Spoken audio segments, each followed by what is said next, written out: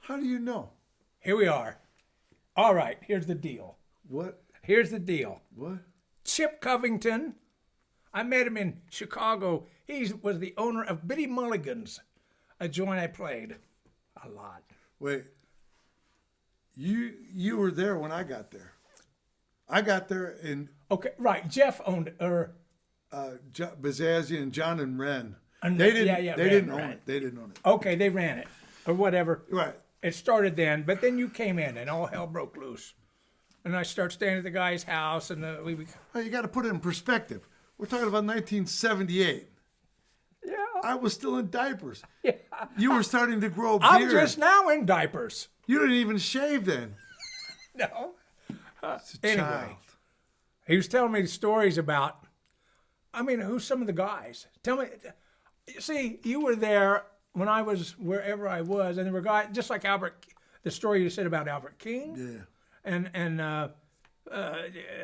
Junior Wells, and all these characters were a bunch. Yeah, there were. Who was? I like hearing the stories that are like extreme. I like extreme, but also who's your favorite guys? Who'd you like? Well, here's the thing. Look, you got people that Chicago had just everybody was from Mississippi, right? That's just south of Indiana. Except my family was from Indiana. His family was from Indiana. So, but a lot of Chicago, like half of it, was from Mississippi.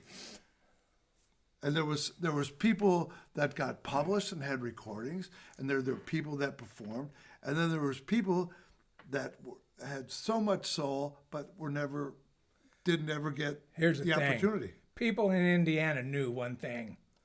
They knew that actually blues was Yeah. They knew.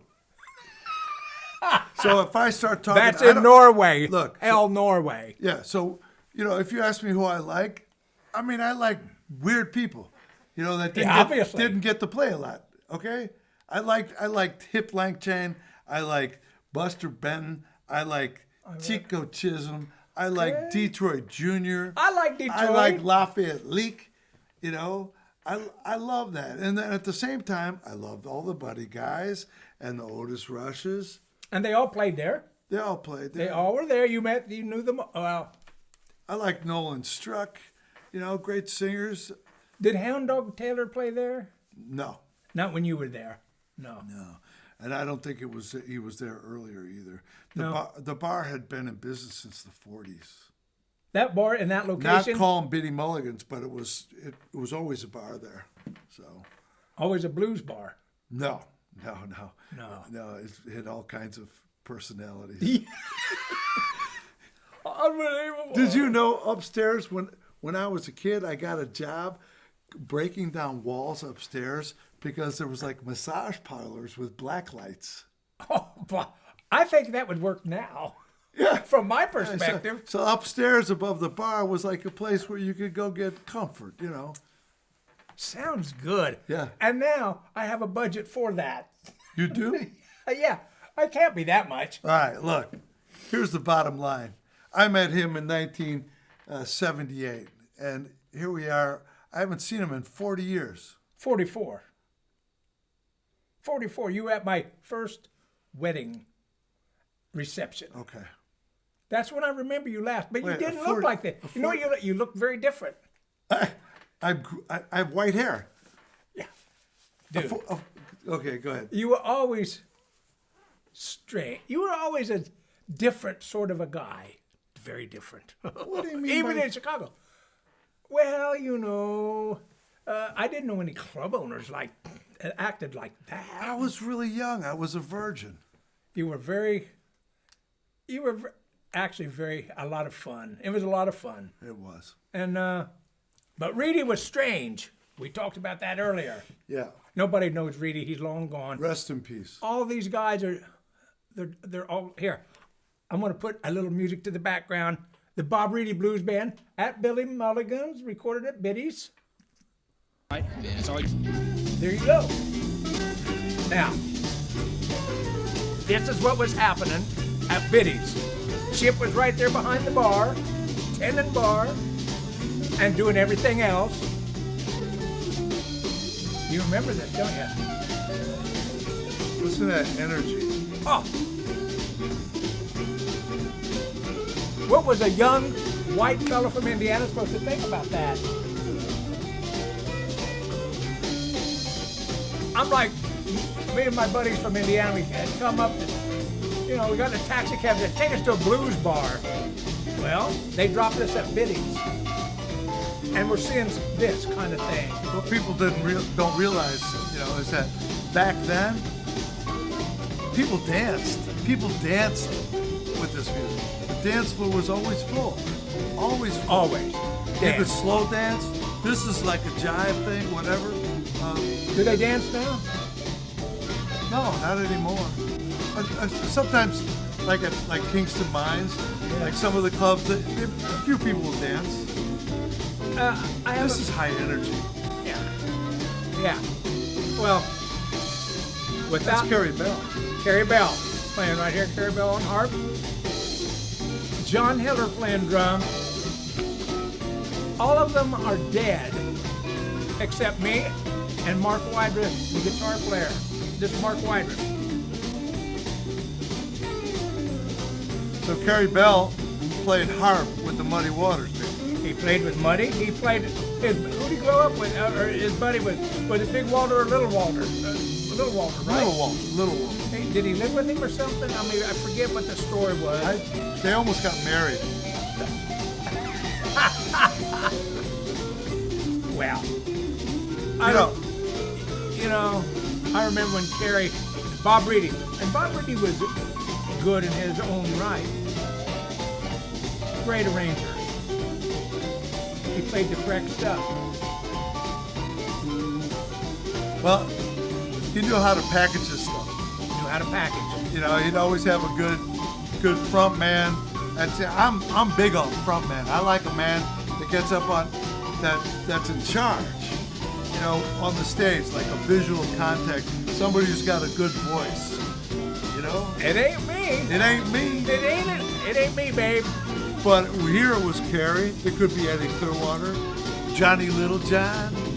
They could all do well with the crowd, talking and leading, right? Yeah.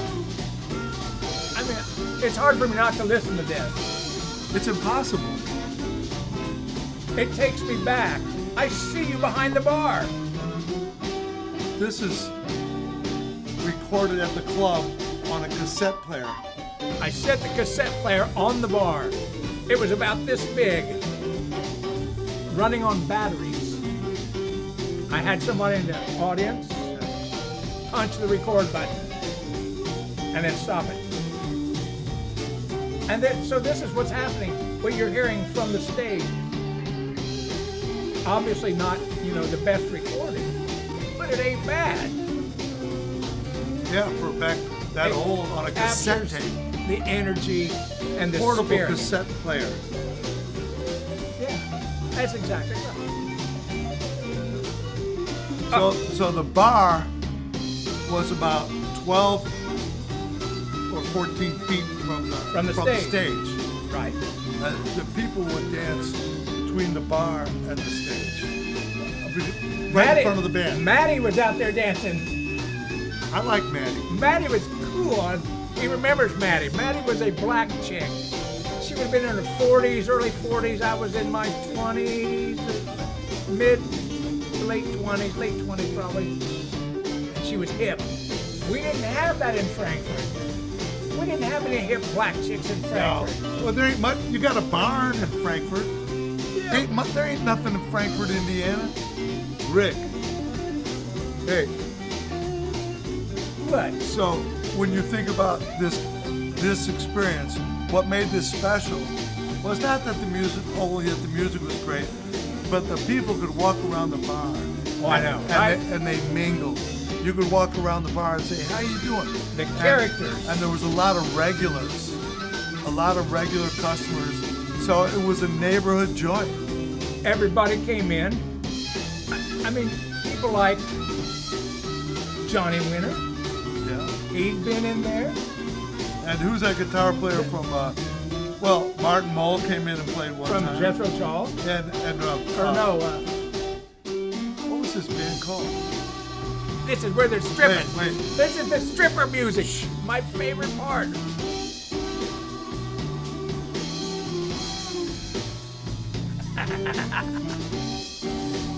What? That's heavy. Listen to this. So who was Right it? here. Yeah, we had other guests that came in, like This part, reading. It was a good call. I like that. Good call. Good call. The guitar player from Journey, he came in and jammed. Neil Schoen. Yeah. Everybody came in there because it was a well-known blues bar, right? Hey, it's just like what you said in Chicago Fest. I want to thank you. That's scary. At Chicago Fest, when Albert King played, and he said that Biddy Mulligans was his favorite bar, and he loved you and all this stuff, right? Yeah, I couldn't believe it. Well, so there were a lot of people. Everybody knew Biddy's, at least near the end. I don't know. I saw people come in there. They're like, we'd be doing the Sunday blues jams. And I don't know. Maybe it's not a big deal, but people like Coco Taylor, she'd stop in, or what was it? Big Twist had come in, or I don't know, just characters. A lot of characters. Characters. Did you ever hear that harp player, Little Joe Burson? I've heard that name, but I can't He remember. died years ago. Everybody dead. Except you and me. Look dead, but we ain't. Yeah, he ain't dying. So, do you think everybody understands when we say Biddy Mulligans? What are we talking about? Have them look. They can look on. Okay, when this is on Facebook, you'll be able to go to a Facebook page. It's entitled Biddy Mulligans, right? Right. Well, yeah, but she was an Irish prohibitionist. What? Who was? In Ireland, Biddy was. Biddy Mulligans was a prohibitionist. A real person? Yes. Okay. She was like Molly Hatchet lady, right, in Kansas. She was like one of those extreme prohibitionists. She wanted to make alcohol illegal in Ireland. And so there's a few Biddy Mulligans clubs around the world. There's one in Australia, and they're named after this woman. I didn't know So that. it's an Irish bar. So to think that an Irish club in Chicago, we have a lot of Irish, would have all blues music. It's like Lizzie Borden of the blues. It's good, man. It was so special, and you could come in and get a Guinness or a harp, and you could play darts, or you could dance, or you could go in the alley and get high. Oh, and I did that a lot with some different characters, and it was awesome. You musicians did that a lot. It was awesome. You know, I was just there working all the time. You were always working, but you were popular. You had the cash box. You had the office beside the stage. Yeah. You go in there, and that's where the business happened. Business happened. Business. And I made my 25 a night. Business. Wait. I made my 25. Carrie and Sam in town made 35 a night. You know, I did bring in. Reedy made all the rest. Yeah, well, Do the that's the math. problem. You work for Reedy. That was But if you think about it, 1978, the cover charge during the week to see like Yeah, how a much? blues artist, $2 on the weekdays, $3 on the weekends. right. And I raised the cover charge right away, so we raised it $1. So it was. You capitalist. Yeah. That's what's wrong with America. Guys like you. So wait, no, we actually raised it to $3 on weekdays and $5 on weekends, and you could come in and you could see whoever, and then, but for Buddy Guy and Junior Wells or Was that more? Albert King, yeah, it was $7 on the weekends. $7 to see Albert King? Yes, sir. Okay. I saw the Yardbirds for $3.50. Well, they played blues. They did play They blues. did, yeah. They actually played blues. Jeff Beck knew how to play blues. Yeah. $3.50 in '66. That was a few years earlier. But anyway, when you talk about Biddy Mulligans, I think it's important people understand she was a prohibitionist. in I didn't Ireland. know that all that time. I never even thought about it. I just thought, oh, that's a funny name they came up with. Biddy Mulligans. All Yeah. the Irish Old beers. Biddy. Yeah, all the Irish beers, darts, the whole thing. I did notice all those dart boards. I'd never really been seeing any dartboards. They didn't really have that in Indiana, dartboards. They had pinball machines. It's popular. Oh, I know. We had a team. It was popular in England, too. Yeah. I had them over there, too. But anyway, that was those years, 77 through 80, I'll say, that window. That was good. That was the most important time, I didn't know it then, of my career and what was to come. Without those years, these other walls wouldn't be there. These other walls of the, world touring. I wasn't world touring then. I was touring Chicago, baby. He would drive up from this little town in Indiana, get to the gig. Where would you stay during the weeks? Well, that changed around a little bit. Sometimes I stayed at your house a lot. You did? I stayed at another friend's house, Ronnie Fortenberry's house out in Elgin, or was it Algonquin? Both places, I think. And I'd stay at, there were the places I would stay I probably shouldn't talk about right now. Yeah, but you would. But you would come up. You would crash wherever you could crash. Correct. 5 nights. I was up there 5 nights to play. Right, and then you would drive home to Indiana. Yeah. And hang out at the barn for a couple nights and come right back up. It was awesome. We had music 7 nights a week, so it was a lot of fun. So, you know what, Chip? I always knew how important that time was. I forgot how important you were to this whole thing because I hadn't seen you in a long time. There was a fellow I knew. You went flying around. Look, you played in Mumbai and Moscow. I mean, come on. It was not like up on North Sheridan Road. Yeah, but you went to do all that. I got married for a lovely woman from Helsinki, Finland, and 45 years ago. The best choice. Yeah, and I went to live in Finland. I brought the blues to Finland. We had a lot of fun. He took Larry Bell and Carrie to Finland and Magic Slim, the Teardrops, and I don't know. And Eddie Shaw, and Booba Barnes and the Playboys. Did Eddie bring the Wolfgang? And I brought who's a guitar player that was with Bill Branch and the Sons of the Blues from Louisiana. You know what I'm talking about? He's great, man. He was with the band with Bill Branch. I forget. It was Moe's and drums. And yeah. So that guitar player, he'd get up on the stage. He would play these clubs in Finland. And he would take beer. He'd get the crowd all going. He would take a beer, shake it like this in the middle of a song, and then he would spray the audience with the beer. And people loved it. That's showmanship. That's showmanship. That's showmanship. Wow. Hey, I remember one time I was playing at a place in Frankfort, Indiana, called the Pair of Jacks. And I had a mixed drink. And they had this fan, this big, giant fan going at the side of the stage because it's hotter than hell, right? Blowing on the band. Yeah. And, there have been times in my life I have been a bit tipsy with bad judgment. This was one of those times. And I had this drink, drummers playing and singing, there's 3-piece band, fans blowing on the drummer. I look at the fan with the drink, and I threw the drink into the fan, and it all blew back on the drummer. That's not nice. No, it was a bad idea. But it was really funny to me at that moment until I realized it was a bad idea. I did it say to John Hiller. John Hiller with Bob Reedy. Oh, I still feel bad about this. We talked about it when John was here. We went over this. We were playing at a school of, I don't know why we were playing at a school that was young kids in, I think it was grade school or maybe it was junior high, but young. In Chicago? In Chicago. It's probably like one of those educational programs. It must have been something like that. But we come to Blues play. in the schools. We come to play, right? And so we're playing and, doing our thing. Everything's going good. And, the songs ended, and often Hiller, he'd have to adjust cymbals or something on the kit. And when drummers do that, sometimes they just lean off of their stools, kind of, halfway off their stool, right, adjusting. And when he did that, something came to me. And I took my foot and slid his stool back while he was up.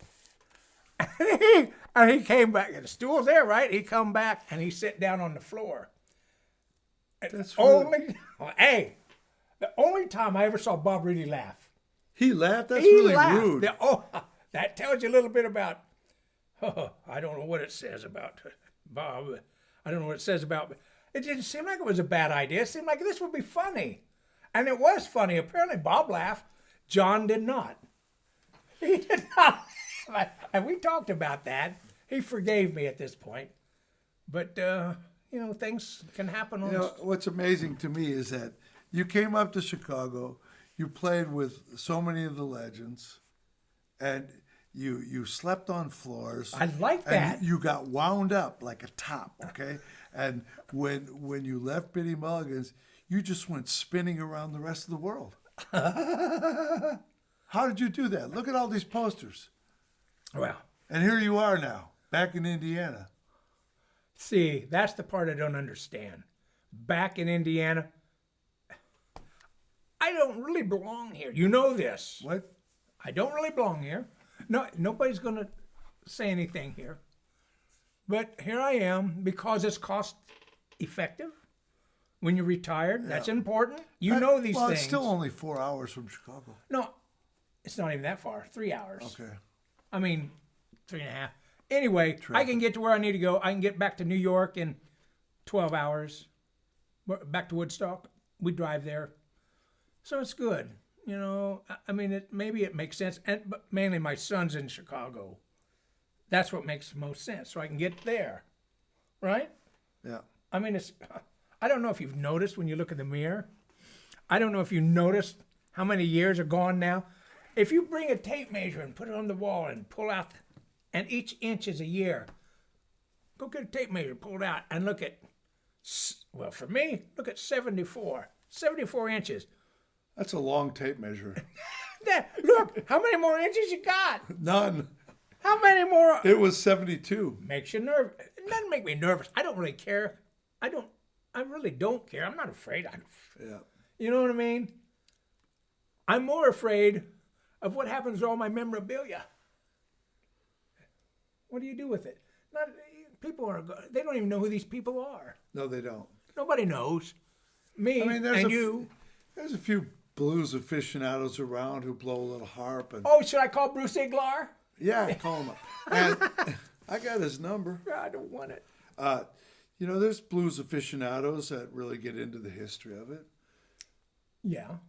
And they might know some of these guys. Well, I'll gladly send them the. What about that marshmallow guy over there on the wall? No, not cool. No, send that too. Okay. The Okay. Never mind. Can I tell the story real quick about What is it? Junior Wells and the interview? I like that. Okay, so we had this little room by the stage, and the sound equipment was in there, and I would go in and check the sound. He's the engineer. Yeah, I was the engineer. You know, we'd mic this, whatever, direct line, whatever, and then I'm in the room, and Junior Wells is playing that night. So one of the local newspaper guys comes in and opens the door and says, "Do you mind if I interview Junior Wells in here?" And I said, "Sure, go ahead." His name was Bill Dahl. Is still Bill Who? Dahl. Bill Dahl. Okay. Okay, he's written liner notes and published in a lot of magazines and newspapers, whatever. So he's interviewing him, and I get done with doing the sound. I set the headphones down, and I'm listening to this interview, and they're standing in front of the safe, which is about this tall, and Bill's got a recorder, and he's taking notes and everything. And he asked Junior Wells, "What were you going to do? What was your plan about work and when you grew up? What were you going to do if you didn't play the harmonica?" And Junior Wells said, "I was going to be an FBI agent." Yeah. Yeah. He's 3 feet tall. And the guy interviewing him says, "Oh, that's very interesting." What's it take to Well, be he FBI? wasn't 3 feet tall. He wasn't. He had heels. You know what? With the current environment, he might have a shot at being an FBI agent here with the upcoming administration. He probably, he probably would, yeah. But yeah, that's interesting that an FBI agent, anybody can apply, you know. I'm thinking about trying to get on as a, I don't know, maybe I get on as a, whatever, greeter. I think you should be. A greeter, I guess, at the FBI door. Yeah. If they don't find out about my earlier arrest record. I think you should be the head up the Department of Retirement. I'm already at that. I'm already ahead of that department here on this block, and I'm awful glad you came down. I got to tell you, this was like the biggest moment for me in shit. Well, I don't know, 5 years. It's important to take stock, and it's important to. That's what they say. I don't have any. Yeah, you do, and you have all these people that you've worked with. Oh yeah, yeah. And you reach out to them. We tried to call Billy Branch tonight. Billy will call back. He does. He'll call back. He called back. But it's important to take stock of the joys and the people you've known. It's over important the to years. be smart enough and be able to know to appreciate things. Not everybody gets to do the same thing. Everybody gets to do certain things that other people don't get to do, right? Right, that's right. So there you have. I got to do some of this that I didn't really do. The coolest thing ever said to me. This was cool for me. When I got the gig with Walter Trout, I got the gig with Walter Trout because I had given Walter Sam Lay's phone number, and I said, "Give Walter a call. He'd love to talk to you." And I'd met Walter at the Slippery Noodle, and told him I'd been playing with Sam Lay, and all that stuff in Chicago. He didn't really believe me, so I had given him the number, said, "Call Sam." The next day my phone rings, and it's Walter Trout saying, "I called that number, and who answered? Sam Lay. I about shit." That's what he said. Yeah. And so he said, Sam said some nice things about me, playing bass, whatever. So that's when Walter invited me to come sit in. I went to Tahoe. I flew to Tahoe to sit in, and then immediately went back to the plane and went back because I had a gig the next night at the Slippery Noodle. Anyway, Sam, I talked to Sam on the phone one time after that, and I said, "Sam, man, thank you for giving me that recommendation." I wish I had that recording. And Sam said, "I didn't give you nothing, you earned it." There you go. I'm like, Yeah. right? Yeah, absolutely. I mean, that's big. For me, that was like, So tell them who Sam Lay is. Who Sam Lay. Who did he record with? you probably know even more than I. Bob Dylan, Yeah. Muddy Waters, Muddy Waters. Howlin' Wolf, I'm founding member of Paul Butterfield. Yeah, that's right. Paul Butterfield and Bloomfield. Was he with both of them? Yeah. He did the show when Dylan went electric at the Newport. Oh, okay. I didn't know that. Yeah, it was Sam on drum. It was him and Jerome Arnold, I believe, and Butterfield and Mike Bloomfield and I guess Elvin Bishop. That's who Sam. Sam got a big history on him. If you look him up online, you can get all the credits and see all the stuff. I don't even know. At the time, these guys are just nice fellas. When Carrie Bell said, with that missing tooth and that lips and the big buggy eyes and the forehead hanging over like... Carrie Bell's birthday was this past week. He don't need no cake. Can't eat it now. Can't eat no cake. Could barely eat it dead with that big missing tooth. But I remember when Carrie said to me at Biddy's, he said, "Yeah." Talking to him, of course, he drinks his VO and Coke. And I'm talking to him, he said, VO and milk. VO and milk. Sorry. He says, "Yeah, I was playing over there in England, and I was over in England, and I stayed at the Rolling Stones house at their studio." I look at him, and he got those eyes, that missing tooth, and things that it looks like a third grader put him together, that wrinkled suit and everything. I'm like, Sure you did, dude. Well, come to find out years later, yep, all that stuff was true. Yeah. All of it. Just like Sam Lay told me when he was doing that, when he was playing on Bob Dylan's on Highway 61, that song. He said, I went to Sam's house and he showed me his check stub from that session, and it was like he got paid like $400 or something. A lot of money back then. Yeah, well, but and he had a pair of boots that Dylan had given him. I don't know why, but gave him this pair of like cowboy boots. And Sam said, "Yeah, on the beginning of Highway 61, you know when it's starting, you hear this whistle, woo, in the beginning." Yep. Sam said, "Yeah, I had a whistle in my boot, and I pulled it out and I blew it." That was Sam Lay blowing that whistle. Really? That's what he told me. I believe it. I'm not gonna disagree because these guys have told me stuff before that turns out to be exactly correct. Oh, there you have it. I hope that when we're talking about some of these characters that people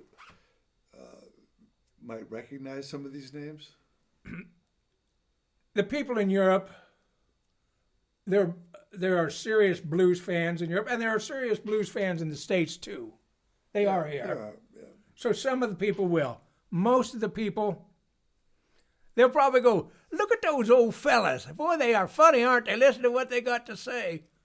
Who are these people?" Yeah. No, I said I was talking about John Lee Hooker, and somebody recently looked at me like, "Who? Who are you talking about?" Who the hook? Yeah, who the hook? I played with John Lee Hooker at Chicago Fest. That Chicago Fest, there's John Lee Hooker. Did he do that? Ha ha ha. I don't remember. Oh, he did. He had to. I mean, that's his thing, isn't it? You know, Hooker. Yeah. And I played some shows with Luther Allison. Luther Allison could sing, and he could play. I liked Luther. You just brought up a memory. What happened? Luther played at our bar for New Year's Eve one night. Okay. And he put on a Superman outfit. Yeah, he wore. He put on a Superman outfit. You know, the big S, and it's blue with a red cape. And I bet it looked good on him too. it did. I bet it did. And he had a long cord, and he got up on the bar. We were already supposed to be closed. Cops were outside, and he gets up. He's doing like he did like the national anthem or Star Spangled Banner or something. Oh, I love that song. Is that what it is? Yeah, probably Star Spangled Banner. Probably. Yeah. He was doing that on the bar. Walked the whole bar. And meanwhile, now the cops were out of the car. They're looking in the window. And Superman playing that. Superman on the bar, and we're supposed to be closed. See, I could get a bad ticket for that. Oh. I was very nervous. After hours. Yeah, but he actually wore a Superman outfit. You know. That was cool. That's the blues, baby. That's the blues. At the blues in Chicago. I was there. You were there. And it's hard to give that to anybody else. Yeah, we're going to take it with us. Yeah. Yeah, That's the deal. that's the deal. That's my pay. Because I didn't make no money with Walter. I didn't make no money with Reedy. I didn't make no money anytime. But I made friends. And I made a personal history. And now I do stuff like this to annoy Sit people. around with me. I just try to annoy people. Yeah, we're annoying them. Well, I guess that's probably... Dude, you've been talking for 35 minutes. 35. Really? Not me. Yeah, I'm 35. I gotta hit the road. Yeah, you got to go, I don't know where you're going, Lima? Lima. It's an hour drive. Is that what it is? Yeah. That's nothing. Don't make me laugh. I left Biddy's. When I would leave Biddy's, I'd leave there about 2:30. You know, we got to pack up, load up. I leave, get paid, got to wait for the money in the office, Chip getting the money. I'd leave there about 3, I would guess. You were in your early 20s? 3 a.m. But you have to do the math because 3 a.m. in Chicago was 4 a.m. 4 a.m. where I lived. I'd be leaving at 4 and have a 3-hour drive. You should have seen the stuff I saw on the way home. I would sometimes stop in the middle of the road because I thought I saw I don't know what, a deer, a fucking elephant, I don't know. It was a will-o-wisp. I have turned off the road into a cornfield thinking I was home. It's happened to me. It's true. These are true. This is true stuff. And I survived it all. Yeah, and it's good. It's good. Well, I wish everybody that it's out here, anybody listening to this, should really see your. come on down. Everybody's invited. Everybody invited. Come on down. We got ping pong over here. Yeah. We'll play a little ping pong and we'll listen to a little bit of Sam Lay and Carrie Bell and. We got Pro Tools. Yeah, we got Pro Tools. Yeah, we do. It took me. I sat in the Catskill Mountains for 5 years trying to figure out how to use Pro Tools. I did. I bought a book even. I don't read. I bought a book. And I would look at it when I couldn't make something work. Then you'd look it up. Oh, brutal. I know, right? Terrible. Now I can turn it on and turn it off. That's about it. Well, if anybody's over there and enjoying this weird conversation, keep hanging in there, keep playing the blues, and get out there and enjoy your community. Right? Yeah. Don't come to Indiana. Stay there and live it up. I'm having a time of my life. It's really sad. All right. That's it. That's it. Say goodnight, Chip. Good night, guys. See ya. Bye. Bye-bye.